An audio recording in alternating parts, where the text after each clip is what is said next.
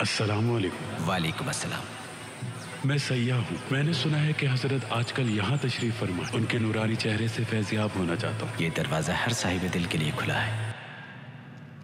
پیغمبر صلی اللہ علیہ وآلہ وسلم کو ایک مشرک نے معاذ اللہ قتل کرنے کا ارادہ کیا اور پکار کر کہا کہ تمہیں کون بچائے گا مجھ سے؟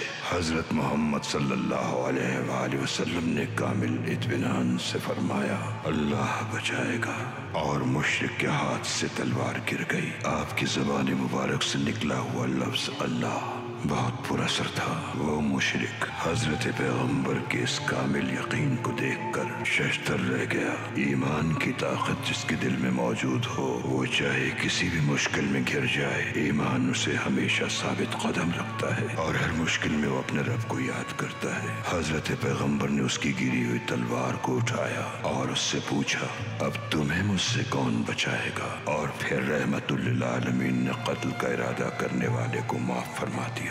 بعض اوقات جال بچھانے والے جیت کر بھی بازی ہار جاتے ہیں۔ اللہ ہمیں ایسے دشمنوں سے محفوظ رکھے۔